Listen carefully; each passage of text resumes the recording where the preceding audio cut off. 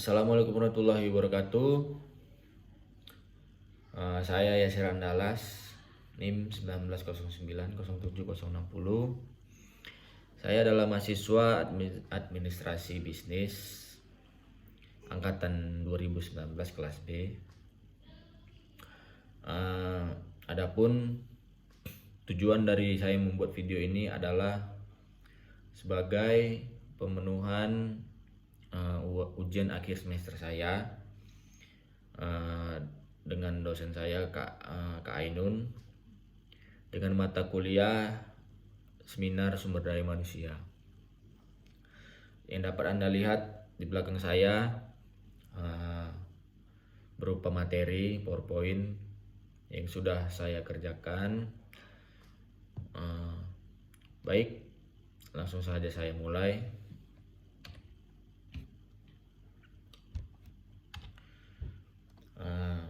Di sini ada 4 soal yang diberikan oleh Kak Ainun. Langsung saja saya akan membacakan soal yang pertama, yaitu menurut Anda, apakah perencanaan SDM lebih umum ada pada perusahaan-perusahaan besar daripada perusahaan kecil? Jelaskan menurut pendapat Anda dan juga jelaskan apa keuntungan adanya perencanaan SDM pada perusahaan. Nah, untuk yang pertama, perencanaan SDM lebih umum digunakan oleh perusahaan-perusahaan besar karena perusahaan besar sudah memiliki berbagai macam divisi dan bagian serta sangat banyak karyawan yang bekerja di perusahaan tersebut.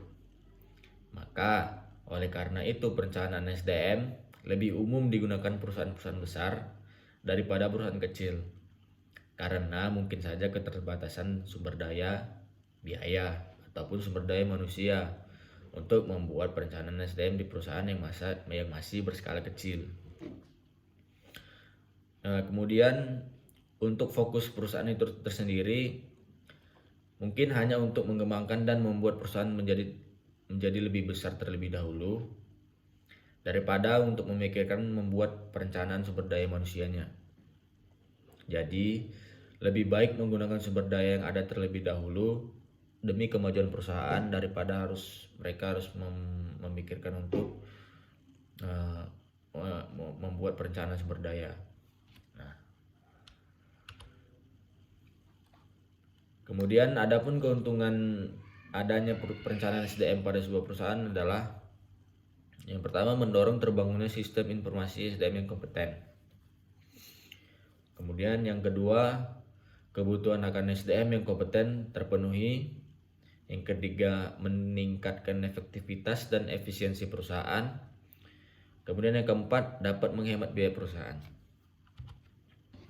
Kemudian saya akan bacakan soal nomor 2, yaitu jika posisi Anda saat ini adalah direktur perusahaan dan Anda memiliki banyak karyawan pada perusahaan yang Anda pimpin. Dan pada masa COVID-19 ini Anda diharuskan mengurangi karyawan dikarenakan berkurangnya pemasukan perusahaan. Hal yang Anda lakukan adalah pengurangan karyawan tersebut. Anda lakukan dalam pengurangan karyawan tersebut adalah dengan melakukan penilaian kinerja pada karyawan. Jelaskan hal-hal apa yang Anda lakukan dalam melakukan penilaian kinerja terhadap karyawan perusahaan yang Anda pimpin. Nah, di sini saya menjawab ada beberapa poin yang menjadi penilaian kinerja karyawan. Yang pertama yaitu penilaian target kerja, di mana cara menilai karyawan yang tepat adalah dengan memperhatikan target kerja yang sudah dibebankan kepada karyawan. Beberapa indikator yang berkaitan dengan penilaian target kerja yaitu ada target kerja individual dan keterlibatan karyawan. Kemudian melalui kualitas kerja. Cara menilai karyawan terbaik dapat dilakukan atasan langsung. Berikut beberapa indikator yang bisa dijadikan bahan pertimbangan dalam menilai kualitas kerja karyawan. Yang pertama, manajemen berdasarkan tujuan. Kemudian ada penilaian subjektif. Kemudian ada kecacatan produk. Kemudian ada jumlah kesalahan. dan ada Net Promoter Score. Kemudian untuk poin ketiga ada kinerja karyawan tingkat organisasi. Beberapa indikator yang bisa dijadikan bahan pertimbangan dalam menilai kinerja karyawan tingkat organisasi adalah: yang pertama ada revenue per employee, kemudian profit per FTE atau full time equivalent, kemudian ada absensi dan ada lembur karyawan. Kemudian yang keempat, kemampuan beradaptasi dan kemandirian. Nah, pada poin ini cara menilai karyawan berikut adalah dengan memperhatikan elemen ini, kemampuan karyawan dalam menyesuaikan diri dan menilai tugasnya sendiri. Lalu bagaimana seorang karyawan bisa mandiri dalam menyelesaikan tugas individunya. Kemudian ada komunikasi antar karyawan dan teamwork. Ini menilai karyawan berdasarkan kemampuan mereka berkomunikasi dengan sesama rekan kerja dalam tim. Hal ini juga termasuk kemampuan untuk memberikan ide atau menyampaikan pendapatnya. Kemudian ada kemampuan mengatur pekerjaan dan pengembangan diri. Pada poin ini, dengan melihat kemampuan karyawan dalam mengatur pekerjaan yang menjadi tanggung jawabnya. Kemudian yang terakhir ada pengetahuan seputar pekerjaan. Sebagai cara menilai karyawan, pengetahuan merupakan hal terpenting yang tidak bisa dilupakan. Hal ini juga menjadi bagian dari tanggung jawab atas pekerjaan yang menjadi tugasnya. Kualitas pekerjaan dan kecepatan dalam menyelesaikannya menjadi poin penting dalam penilaian atau elemen ini. Kemudian untuk soal yang nomor 3 akan saya bacakan, yaitu kinerja karyawan tentunya sangat berpengaruh terhadap perkembangan perusahaan. Agar kinerja karyawan bagus, tentunya perlu dilakukan pelatihan dan pengembangan terhadap karyawan. Jelaskan langkah apa yang Anda lakukan dalam hal pelatihan dan pengembangan karyawan agar kinerja karyawan bisa jauh lebih bagus. Nah, di sini saya akan menjawab. Untuk melakukan pelatihan dan pengembangan karyawan, dapat menggunakan program-program pelatihan dan pengembangan yang dirancang untuk meningkatkan prestasi kerja. Adapun metode dan pengembangannya yaitu yang pertama, ada 2 kategori pokok dalam metode pelatihan dan pengembangan, yaitu yang pertama ada metode praktis atau on the job. Metode ini yang paling banyak digunakan dalam pelatihan dan pengembangan. Karyawan dilatih tentang pekerjaan baru dengan supervisi langsung seorang pelatih yang berpengalaman dalam kurung karyawan lain. Meliputi semua upaya bagi karyawan untuk mempelajari suatu pekerjaan sambil mengerjakannya di tempat kerja yang sesungguhnya.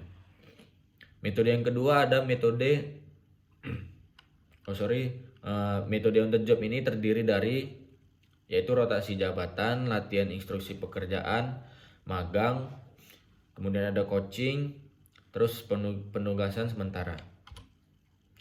Yang kedua adalah metode off the job atau di luar pekerjaan. Pelatihan dan pengembangan dilaksanakan pada lokasi terpisah dengan tempat kerja.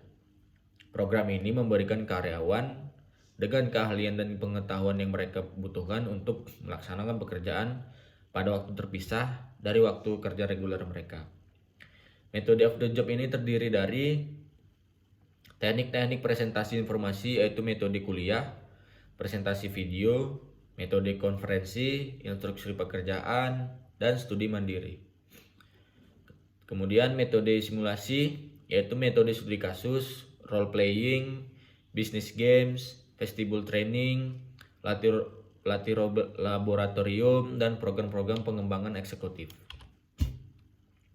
Adapun tahapan untuk melakukan pelatihan dan pengembangan karyawan sebagai berikut. Pertama ada tahap pertama atau perencanaan. Pada tahap ini tahap menentukan kebutuhan program. Penyelenggara harus bisa mengumpulkan data dan informasi yang sevalid mungkin apakah sebuah organisasi membutuhkan program pelatihan dan pengembangan sumber daya manusia atau tidak. Jika rupanya tidak dibutuhkan, lebih baik tidak dilakukan karena pastinya akan membuang tenaga dan biaya. Kemudian tahap kedua adalah pelaksanaan. Pada tahap ini untuk pelaksanaan program sesuai rencana. Namun jika rupanya memang program ini dibutuhkan, maka jika rupanya program ini tidak dibutuhkan, maka penyelenggara harus bisa merancang program ini yang mana disesuaikan dengan tujuan utama dari program ini. Kemudian tahap ketiga adalah tahap evaluasi. Pada tahap evaluasi, untuk mengetahui apakah program yang telah dilakukan berjalan efektif atau tidak. Tidak hanya itu saja, evaluasi juga dilakukan untuk mengetahui kekurangan program tersebut dan belajar dari kekurangan itu. Kemudian untuk soal yang terakhir, soal nomor 4 akan saya bacakan. Jika Anda mempunyai sebuah perusahaan dan Anda sebagai pemimpin di perusahaan tersebut, deskripsikan secara jelas teknik yang Anda lakukan mulai dari proses rekrutmen dan seleksi karyawan, pengenalan dari karyawan tersebut, perencanaan dan pengembangan karir karyawannya, serta penilaian prestasi terhadap karyawan Anda, dan juga jelaskan kompensasi apa saja yang Anda berikan serta alasannya. Nah, di sini untuk yang pertama yaitu dari rekrutmen dan seleksinya. Teknik yang saya lakukan untuk rekrutmen dan seleksi karyawan meliputi: 1. Menentukan jabatan yang dibutuhkan.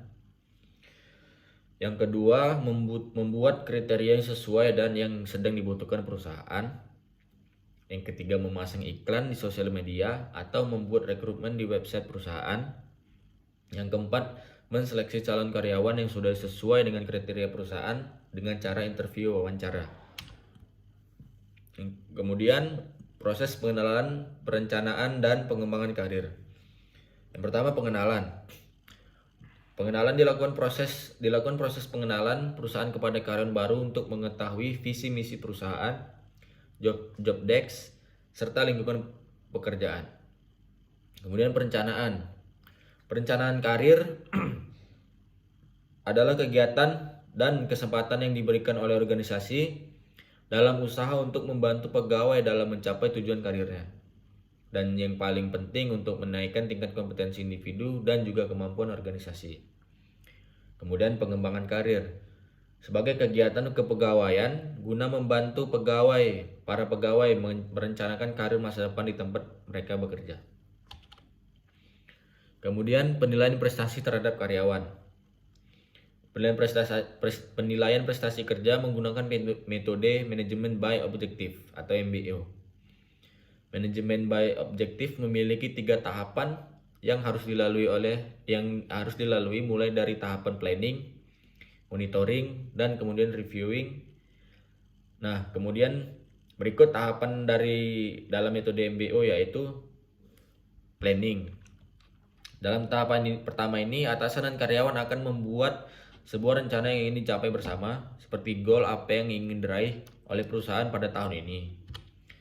Nah, kemudian monitoring. Setelah adanya sebuah rencana, maka tahapan selanjutnya adalah monitoring. Tahapan ini akan dilakukan secara berskala seperti 3 bulan hingga 6 bulan sekali untuk melihat apakah performa karyawan berjalan dengan baik dalam mencapai goal yang telah ditetapkan oleh perusahaan.